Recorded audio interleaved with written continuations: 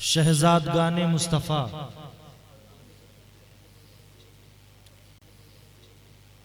नाइबीने मुस्तफ़ा, मेहमानाने मुस्तफ़ा और उम्मते मुस्तफ़ा, अस्सलामु अलैकुम व रहमतुल्लाहि व बरकातुहू। अल्हम्दु लिअहलिही व सलातु लिअहलिहा,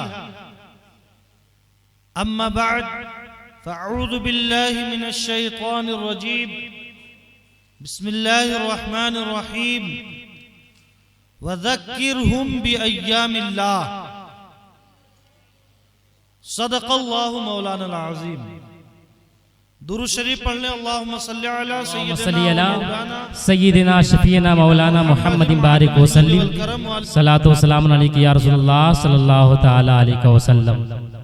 एक बार और दुरूद शरीफ पढ़ लें। अल्लाहुम्मा सल्लि अला सय्यिदिना व मौलाना मुहम्मद व अला आलि मुहम्मद अदद मा फ़ी इल्मिल्लाहि सलातन दाइमतन बिदवामि मुल्किल्लाह। हज़रत अबू हुरैरा रज़ी अल्लाह तआला अन्हु, सहाबी रसूल, एक बार सहाबे कराम के मजमा में एक ही बात 3 बार दोहरा दोहरा के कह रहे हैं। जब सहाबे कराम को लगा कि अबू हुरैरा अब रुकेंगे नहीं, तो किसी ने कहा मह अबू हुरैरा, बात समझ में आ गई, अब खामोश हो जाए। वो बात क्या थी? बड़े जोश में कहते हैं, वल्लज़ी ला इलाहा इल्ला हु लौला उस्तुखलिफा अबू बकर लमा वबदल्लाह। कसम है खुदाए वहदहु ला शरीक की, कसम है उस जात वहदहु ला शरीक की कि अगर अबू बकर सिद्दीक हुजूर के बाद खलीफा ना बनते तो अल्लाह की इबादत दुनिया में नहीं होती। बेशक बेशक। 3 बार फरमाया, 3 बार इस जुमले को, और कसमिया फरमाया। किसी ने कहा अब रुक जाएं, तो हजरत अबू हुरैरा ने फिर तशरीह करना शुरू कर दी और बयान किया, हुजूर के बाद यह चुनौती थी अबू बकर के सामने, अबू बकर ने उसे यूं हल कर दिया। हुजूर के बाद यह मसला सामने था, अबू बकर ने यूं हल कर दिया। हुजूर के बाद यह चैलेंज सामने था और अबू बकर ने यूं हल कर दिया। उम्मुल मोमिनीन हजरत आयशा सिद्दीका रज़ी अल्लाह तआला अन्हा, जो हुजूर अलैहिस्सलातु वस्सलाम की महबूबा कही जाती है, महबूबे रब्बुल आलमीन, हुजूर अल्लाह के महबूब, और हुजूर की महबूबा कौन? हजरत आयशा सिद्दीका रज़ी अल्लाह। सुभान अल्लाह। हजरत अबू बकर की बेटी कहती हैं, मेरे अब्बू के सामने इतने मसाइल आए कि अगर वो सारे मसाइल पहाड़ पर डाले जाते तो पहाड़ टुकड़े टुकड़े हो जाता। अल्लाहु अकबर। पहाड़ टुकड़े टुकड़े हो जाता। मसाइल तो मैं 8-9 बड़े बड़े लिख के लाया हूं, मगर जहां तक वक्त में गुंजाइश होगी मैं उतना बयान करूंगा। हुजूर अलैहिस्सलातु वस्सलाम के बाद, वो साले मुबारक के बाद, सबसे पहला चैलेंज ये था कि सारे मुसलमान दिल से मान लें कि हुजूर पर्दा फरमा गए, हुजूर वसाल कर गए। हजरत उमर के जहन में और दिमाग में ये बात आ ही नहीं रही थी कि हुजूर पर्दा फरमा गए।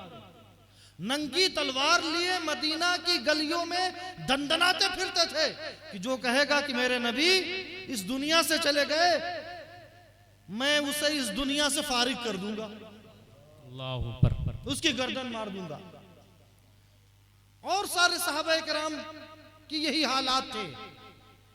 रबीउल अव्वल में हुजूर की वफात हुई और रबीउल अव्वल से पहले जिलहिज्जा में जब हुजूर अपने 1.25 लाख सहाबाए किराम के झुरमुट में आखिरी हज अदा करने गए वहां कुरान की आयत उतरती है। अल्लाह फरमाता है अल-यौमा अकमलतु लकुम दीनकुम व अतममतु अलैकुम निअमती व रदीतु लकुमुल इस्लाम दीना। क्या महबूब, आज दीन मुकम्मल हो गया, मैंने अपनी नेमतों की बौछार कर दी, अपनी नेमतें ताम कर दी और मजहब इस्लाम से मैं खुश हुआ। सारे सहाबा ने जब ये आयत सुनी तो खुश हो गए, ईद का समय हो गया।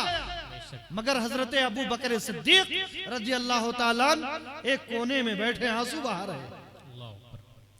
लोगों ने पूछा अबू बकर, हमारी खुशी में आप क्यों शरीक नहीं, आप रो क्यों रहे हैं? तो हजरत अबू बकर सिद्दीक ने कहा कि पैगंबराने एज़ाम, नबी रसूल एक लिमिटेड टाइम के लिए आते हैं, खास वक्त के लिए आते हैं, अपना एक मिशन लेकर के आते हैं। जब उनका मिशन पूरा हो जाता है तो उनका रब उन्हें अपने पास बुला लेता है। सुभान अल्लाह। अब दीन मुकम्मल हो गया, अल्लाह ने मजहब इस्लाम को पसंद फरमा लिया, अब हुजूर का मिशन मुकम्मल हो गया। अब इस्लाम तो रहेगा मगर पैगंबर इस्लाम हमारे बीच नहीं रहेंगे। तो इंतकाल के बाद भी जो चीज सहाबा के समझ में नहीं आ रही थी, विसाल से पहले ही हजरत अबू बकर सिद्दीक रज़ी अल्लाह अन्हु ने समझ लिया था कि अब महबूब से जुदाई का वक्त आ गया। तो हजरत अबू बकर सिद्दीक ने तकरीर की सहाबा किराम के मजमा में। उस तकरीर का इतना असर हुआ कि सहाबा को होश आ गया, सहाबा को होश आ गया। उसके बाद इस चीज में इख्तलाफ हुआ कि हुजूर को सिपुर्दे खाक कहां किया जाएगा, हुजूर को दफन कहां किया जाएगा। कुछ लोगों ने कहा हुजूर मक्का में पैदा हुए थे, हम इन्हें काबा में दफन करेंगे।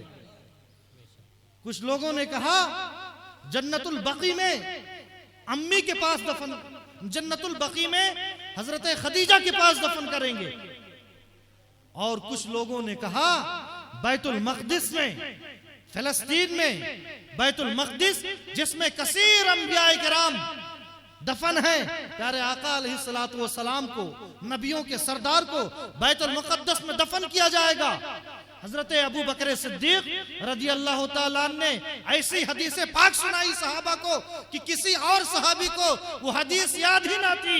हजरत अबू बकर सिद्दीक रज़ी अल्लाह ताला ने कहा कि प्यारे आका अलैहिस्सलातु वस्सलाम ने इरशाद फरमाया कि नबी को उसी जगह दफन किया जाता है जिस जगह नबी अपनी आखिरी सांस लेता है। बेशक। लिहाजा हुजरे आयशा में मेरे आका ने आखिरी सांस ली है, विसाल फरमाया तो आपकी आरामगाह भी हजरत आयशा का हुजरा बना दिया। ये मसला हल कर दिया। उसके बाद मसला था कि हर बाप की प्रॉपर्टी से उसके बच्चों को हिस्सा मिलता है। हुजूर अलैहिस्सलातु वस्सलाम की जो प्रॉपर्टी, जो माल, बाग़े सदक वगैरह, ये किन्हें मिलेगा, ये प्रॉपर्टी किसे मिलेगी, आपका माल कैसे बटेगा। सहाबे किराम शिशोपंज में थे। हजरत अबू बकर सिद्दीक रज़ी अल्लाह ताला अन्हु ने हदीस पाक सुना दी कि प्यारे आका अलैहिस्सलातु वस्सलाम ने इरशाद फरमाया नहनुल अंबिया ला नूरस मा तरकनाहु सदका, कि हम अंबिया किराम की मीरास बटती नहीं है, हम जो छोड़े वो उम्मत के लिए सदका है। वाह सुभान अल्लाह, सुभान अल्लाह। ये वो हदीसें थी जो सिर्फ और सिर्फ हजरत अबू बकर सिद्दीक रज़ी अल्लाह ताला अन्हु के सीने मुबारक में महफूज थे। तो ये मसाइल थे, हजरत अबू बकर ने उन्हें हल किया।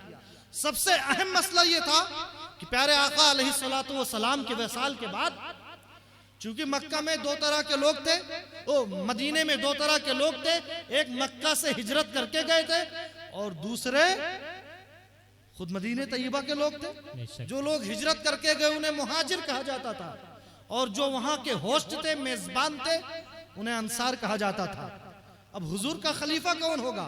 अभी हुजूर की तदफीन नहीं हुई है, हुजूर को दफन नहीं किया गया है, और यह मसला उठ खड़ा हुआ कि अंसाराने मदीना ने यह ऐलान कर दिया कि हुजूर का खलीफा और हुजूर का जानशीन कोई अंसारी होगा। हजरत अबू बकर के कानों में आवाज पहुंची कि अंसारे मदीना ये कहते हैं। हजरत अबू बकर मामले की हसासियत को भांप गए। उन्होंने हजरत अली से कहा, अय अली, तजहीज़ व तकफीन के मसाइल तुम संभालो। और हजरत अबू उबैदा इब्नुल जर्राह को लिया, हजरत उमर फारूक को लिया, अंसारे मदीना के पास पहुंच गए। वहां तकरीरें हो रही थी, मगर हजरत अबू बकर रसूल के बाद सबकी नजर में महबूब थे। जब हजरत अबू बकर पहुंच गए तो लोगों के दिल पसीज गए। अबू बकर का एहतराम होने लगा, मगर अंसाराने मदीना ने अपना मसला रख दिया कि हुजूर का खलीफा हम में से होगा, और अगर आप लोग ये बात तस्लीम नहीं करते तो एक खलीफा आप में से हो, एक हम में से, दो लोग।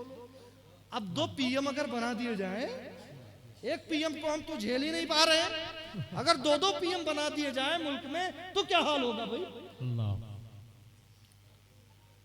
ये दो खलीफा बनाने का मतलब ये था कि अपने हाथ ही से इस्लाम के पौधे को, इस्लाम के पेड़ को जड़ से उखाड़ के फेंक देना, यही मकसद, यही मतलब था।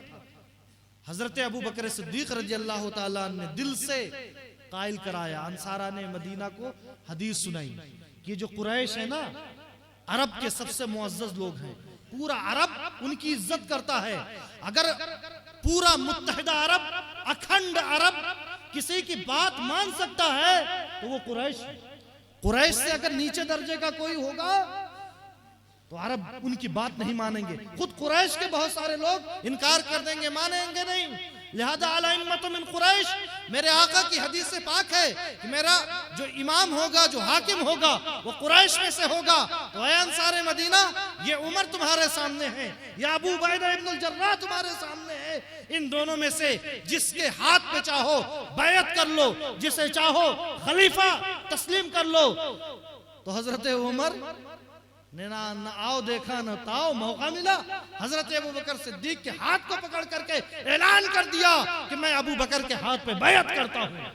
हजरत अबू उबैदा इब्नुल जर्राह ने कहा मैं भी बैअत करता हूँ। फिर क्या था, अंसाराने मदीना टूट पड़े और हजरत अबू बकर को मुत्तहिदा बिल इत्तेफाक सबों ने अपना खलीफा तस्लीम। सुभान अल्लाह। नारे तकबीर, नारे रिसालत, नारे रिसालत, शाने अबू बकर सिद्दीक, जिक्रे सिद्दीक, नारे तकबीर, नारे रिसालत।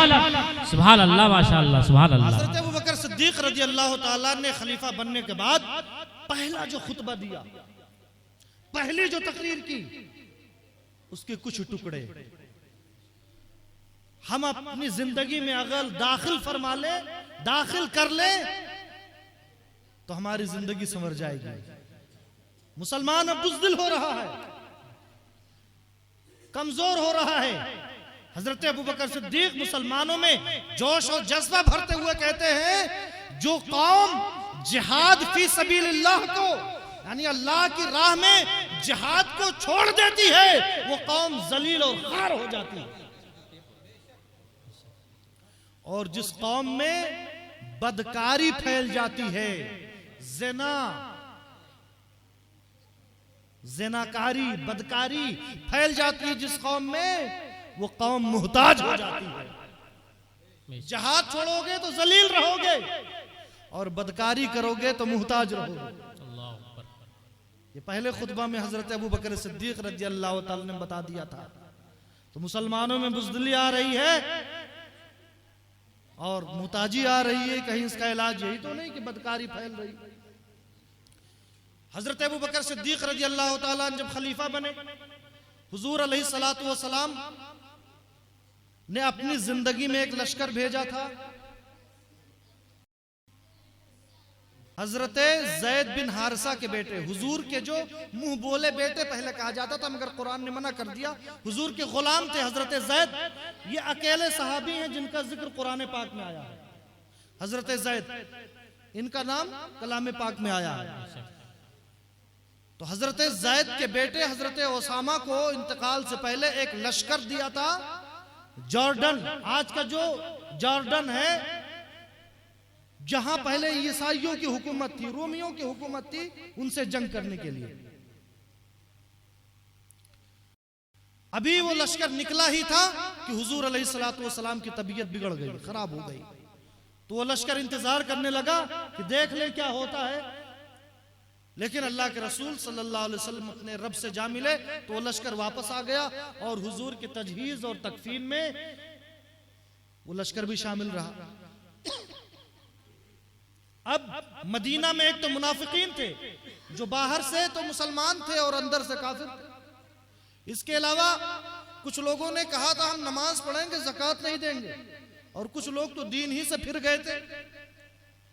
और कुछ लोग कह रहे थे हुजूर को जब ये इज्जत मिली कि मक्का फतेह कर लिया आपने और आपकी जिंदगी में 1.25 लाख सहाबा कराम आप पे जान देने के लिए तैयार हो गए, तो कुछ लोगों ने कहा चलो तकदीर आजमाए और झूठे नबी बन बैठे, झूठे नबी बन बैठे। हुजूर की जिंदगी में तो एक ने लेटर लिखा, कहा आपकी नबुव्वत में हम भी शरीक हैं, हमें भी अरब का कुछ इलाका चाहिए। मुसैलमा कज़्ज़ाब, झूठा नबी।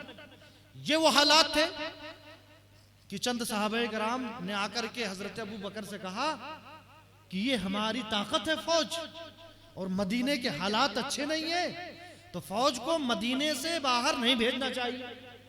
तो हजरत अबू बकर ने कहा नाउज़ बिल्लाह, अल्लाह की पनाह, जिस लश्कर को हमारे आका व मौला रवाना कर चुके हो, अबू बकर कौन होता है उस लश्कर को रोकने वाला। कसम खुदा की अगर मैं देखूं कि आसमान से दरिंदे आ करके हुजूर की मुकद्दस अज़वाज के बोटियों को नोच रहे हैं, दूसरी रिवायत में यह है कि एकदम मदीना खाली हो जाए, इतना खाली हो जाए कि दरिंदे भेड़िए मदीने में घुस पड़े और मेरे पैर की बोटियां नोचने लगे, तब भी मैं उस लश्कर को रोक नहीं सकता जिस लश्कर को मेरे आका ने रवाना कर दिया। सुभान अल्लाह, सुभान अल्लाह, सुभान अल्लाह। ये लश्कर रवाना क्यों किया गया? फतह मक्का से पहले 8 हिजरी में, बल्कि उससे पहले जाएं, प्यारे आका अलैहिस्सलातु वस्सलाम ने दुनिया के फरमा रवाओं के नाम लेटर लिखा। मुल्क ईरान के बादशाह के पास लेटर लिखा, रोम के बादशाह के पास लेटर लिखा, और एक और बादशाह था जिसका नाम शरहबील था, जॉर्डन के इलाके में जिसकी हुकूमत थी, उसे लेटर लिखा कि अल्लाह को एक मान लो, मैं उसका नबी हूं।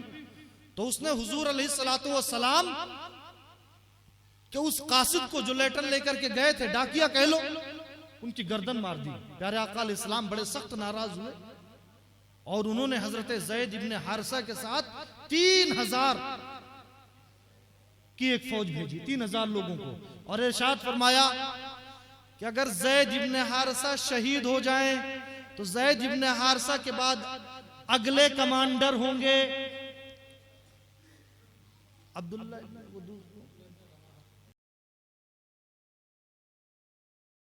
उनसे पहले हजरत जाफर तैयार। अगर ज़ैद शहीद हो जाएं तो अगले कमांडर होंगे जाफर तैयार, अगर वो भी शहीद हो जाएं तो अगले कमांडर होंगे अब्दुल्ला इब्ने रवाहा, अगर वो भी शहीद हो जाएं तो फौज जिसे चाहे अपना अमीर बना ले। अब 3000 का ये लश्कर रवाना हुआ और शरहबील जो वहां का हाकिम था उसे पता चल गया, उसने 1 लाख रूमियों को और 1 लाख अरब ईसाइयों की फौज इकट्ठा की और 2 लाख का लश्कर लेकर के आ डटा। जब मुसलमान पहुंचे, इनकी तादाद 3000, उनकी तादाद 2 लाख। तो हजरत ज़ैद ने सोचा कि प्यारे आका अलैहिस्सलाम से बताया जाए, मदीने तय्यबा में इसकी खबर भेजी जाए। अब्दुल्ला इब्ने रवाहा ने कहा अरे खबर भेजने क्या जरूरत, हम जंग जीतने थोड़ी आए, हम तो शहीद होने आए हैं। सुभान अल्लाह, शहादत का तो मनसब मिल ही रहा है हमें, चलो लड़ते हैं। 3000 की फौज 2 लाख से टकरा गई और क्या हुआ? सबसे पहले हजरत ज़ैद इब्ने हारिसा शहीद हुए। हजरत ज़ैद इब्ने हारिसा के बाद झंडा हजरत जाफर तैयार ने ले लिया, चारों तरफ से रूमियों ने घेर लिया उन्होंने अपना घोड़ा फारिग कर दिया और तेजी से लड़ते रहे। दाहिना बाजू कट गया, बायां बाजू कट गया, लड़ते रहे, जामे शहादत नौश किया। अब्दुल्ला इब्ने रवाहा ने फिर कमांडिंग की, फौज की, सिपह सालार बने, वो लड़ते रहे, शहीद हुए। अब जब शाम का वक्त हुआ तो लश्कर ने हजरत खालिद इब्ने वलीद को क्या बनाया? कमांडर इन चीफ बनाया। हजरत खालिद इब्ने वलीद पीछे हटते रहे, 3000 फौज को लेकर के अलग हो गए। ये था कि सुबह जंग होगी। हजरत खालिद इब्ने वलीद नए नए मुसलमान हुए थे, मगर क्या जबरदस्त कमांडिंग थी इनकी, क्या सलाहियत थी। फौज के एक हिस्से को पहाड़ी के दामन में छुपा दिया कि जैसे कल सुबह होगी तुम लोग झंडे लहराते हुए और नारे तकबीर बुलंद करते हुए आ जाना। अगली सुबह जब यही कुछ लोग नारे लगाते, झंडे फहराते हुए आ गए, तो रूमियों ने समझा कि मदीने से मदद आ गई और वो पीछे हट गए। जब पीछे हट गए, मुसलमानों को मौका मिला, हजरत खालिद इब्ने वलीद अपनी फौज को बचा करके मदीने तैयबा आ गए। इस लड़ाई में सिर्फ 12 मुसलमान शहीद हुए। 2 लाख से टकराने में कितने? 12। और रूमियों की 20,000 फौज काट दी। विकिपीडिया में देख रहा था अभी, रूमियों की 20,000 फौज को तहे तेज कर दिया। 3,000 मुसलमान 2 लाख से टकराए। रिजल्ट क्या है? इधर 12 शहीद और उधर 20,000 मारे गए। इसके बाद प्यारे आका अलैहिस्सलाम को हजरत ज़ैद का, हजरत अब्दुल्लाह इब्न रवाहा का, जाफर तैयार का बड़ा सदमा रहा। आपकी आंखों से आंसू निकलने लगे और हजरत ओसामा को भेज दिया लश्कर लेकर के। रूमियों को सबक सिखाना जरूरी है।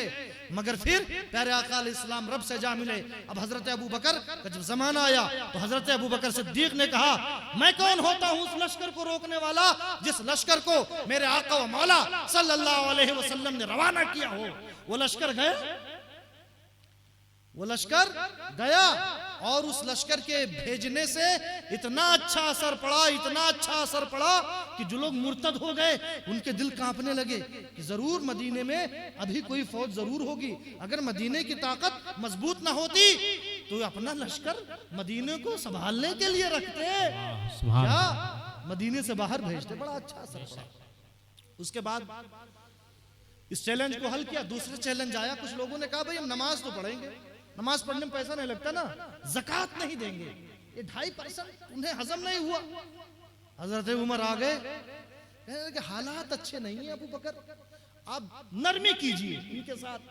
तो हजरत अबू बकर जो बहुत नर्म रहते थे और उमर बहुत सख्त रहते थे, इतने सख्त हुए कि उमर अपनी सारी सख्ती भूल गए। कहते हैं, ऐ उमर, मैंने तो सोचा था कि तुम मेरी मदद करोगे, लेकिन ये क्या रुसवाई लेकर के आ गए हो, ये क्या पिलपिलापन लेकर के आ गए हो। जब्बारन फिल जाहिलिया व खव्वारन फिल इस्लाम, इस्लाम लाने से पहले तो तुम इतने सख्त थे और इस्लाम लाने के बाद इतने पिलपिले हो गए हो। मैं कैसे नरमी करूं? शायरी करने लगूं कि लोग मेरी शायरी के दीवाने हो जाए, या कोई जादू की छड़ी फिरा दूं कि लोग मेरी बात मान ले। कसम खुदा की, जब तक मेरे हाथ में तलवार का दस्ता रहेगा, तलवार का कब्जा रहेगा, मैं उन लोगों से जंग करता रहूंगा जो ज़कात देने से इनकार कर देंगे। हजरत उमर कहते हैं, अबू बकर के इस जवाब पे मेरा सीना खुल गया, मेरे समझ में बात आ गई कि अबू बकर बिल्कुल सही कह रहे हैं। अगर अबू बकर ऐसा नहीं करते तो लोग इस्लाम का मजाक उड़ा लेते। आज ज़कात का इनकार किया था, कल नमाज का इनकार करने लगते, परसों हज का इनकार कर देते और अगले दिन मुर्तद हो जाते। और 2 कबीलों के खिलाफ तो अबू बकर खुद गए लड़ने के लिए। जब अबू बकर खुद लड़ने के लिए गए, लोगों को भेजा और टुकड़ियों को भेजा सबक सिखाने के लिए, तो लोगों के समझ में बात आ गई। बहुत सारे लोग तो खुद अपना अपना माल लेकर के मदीना आए, अबू बकर बैतुल माल कहाँ है, लो मेरा माल रखो। इस तरीके से हजरत अबू बकर सिद्दीक रज़ी अल्लाह ने इस चैलेंज को, इस चुनौती का फेस किया, सामना किया और इसका हल कर दिया। वक्त कम है, बस आखिरी बात, हजरत अबू बकर सिद्दीक रज़ी अल्लाह ताला अन्हु को एक और चैलेंज सामने था कि मुसैलमा कज़्ज़ाब, कई लोगों ने नबूवत का दावा किया था, सबसे बड़ा उसमें था मुसैलमा कज़्ज़ाब, झूठा मुसैलमा नाम था। जब उसने दावा किया तो एक औरत ने भी सोचा हम क्यों पीछे रहे भाई, औरतों ने हमेशा बराबरी की लड़ाई लड़ी है, उसने कहा हम भी क्यों पीछे रहे? मुसैलमा ने तो हुजूर के पास लेटर लिखाना था, उस औरत ने मुसैलमा के पास लेटर लिखा कि हम भी नबिया हैं, हमारे पास भी जिब्रील आते। तो मुसैलमा ने कहा ठीक है, इनवाइट करता हूं, आप आए, देखता हूं आपके पास क्या वही आई। रात भर मुसैलमा के छत पे रही और सुबह होते ही जाने कौन सी झूठी वही आई कि दोनों मियां बीवी बन गए, मैदान मार लिया। अब दो नबी एक साथ जब हो गए, झूठे नबी, 40,000 का लश्कर जमा कर दिया। हजरत अबू बकर सिद्दीक ने 3 कमांडरों को, एक हजरत इकरमा, हजरत अबू उबैदा इब्नुल जर्राह और हजरत खालिद इब्न वलीद को भेजा कि तुम लोग जाओ उसे सबक सिखाने के लिए। हजरत इकरमा जो अबू जहल के बेटे थे, बाप दोज़खी और बेटा सहाबी जन्नती, बड़े जोशीले थे। उन्होंने ना देखा आओ ना ताओ, ना अबू उबैदा का इंतजार किया, ना खालिद इब्न वलीद का, अटैक कर दिया, हमला बोल दिया। तो 40,000 थे, 40,000 की तादाद थी। शिकस्त हुई। फिर जब हजरत खालिद इब्न वलीद पहुंचे हैं और बुरी तरह जो उनकी कटाई की है, हजरत खालिद इब्न वलीद ने, मुसैलमा की उम्र 150 साल थी जब मारा गया, 150 साल का था, खूसट बुड्ढा, बड़े तजर्बे थे उसके पास, खूसट बुड्ढा। हुजूर अलैहिस्सलातु वस्सलाम के वालिद हजरत अब्दुल्ला से पहले पैदा हुआ था। हाँ, और इसीलिए जिंदा था कि हजरत खालिद इब्न वलीद की तलवार का मजा चख सके। हजरत खालिद इब्न वलीद ने मजा चखा दिया, मजा खत्म कर दिया, सारी नबुव्वत उसकी चली गई। उसके बाद इस जंग में 70 ऐसे सहाबे कराम शहीद हुए जो सब के सब हाफिज कुरान थे। 70 सहाबे कराम हाफिज कुरान थे। हजरत उमर आए हजरत अबू बकर के पास, है अबू बकर या खलीफता रसूलुल्लाह, मामला बड़ा टेढ़ा है।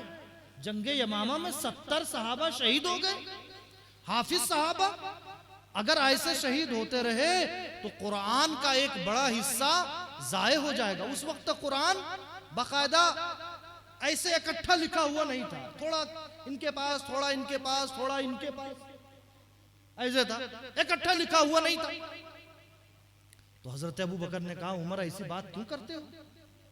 जो काम रसूलुल्लाह के जमाने में नहीं हुआ मैं वो काम कैसे कर सकता? हजरत उमर ने कहा अय अबू बकर आप गौर कर लेंगे, बड़ा खैर का मामला है, बहुत नेकी का काम है, सवाब का काम है।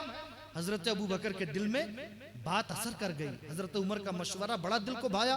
हजरत ज़ैद इब्न साबित जो बड़े मशहूर कारी और हाफिज कुरान थे, उन्हें कहा, बुलाया, ऐ ज़ैद आप तो जमाने रसालत में कुरान लिखा करते थे, वही लिखा करते थे, ये काम आप करें। तो हजरत ज़ैद ने कहा अय अबू बकर उमर सुन लें, आप वो काम क्यों करते हैं जो काम रसूलुल्लाह ने नहीं किया? तो हजरत अबू बकर कहते हैं कि ये बहुत सवाब का काम है, इसे आप करें। हजरत ज़ैद कहते हैं फिर हमारे दिल में ये बात उतर गई कि हाँ ये काम हमें करना चाहिए, और फिर इकट्ठा करना शुरू किया, इकट्ठा करना शुरू किया। फिर सूरह बरात की 2 आयतें ऐसी थी, लक़द जाअकुम रसूलुम मिन अनफुसिकुम अज़ीज़ुन अलैहि मा अनित्तुम हरीसुन अलैकुम बिल मुमिनीन रऊफ़ुर रहीम, जो किसी सहाबी के पास नहीं थी। और आयतें तो 2 के पास हैं, 20 के पास है, 100 के पास है, मगर ये 2 आयतें ऐसी थी सिर्फ और सिर्फ एक सहाबी के पास थी।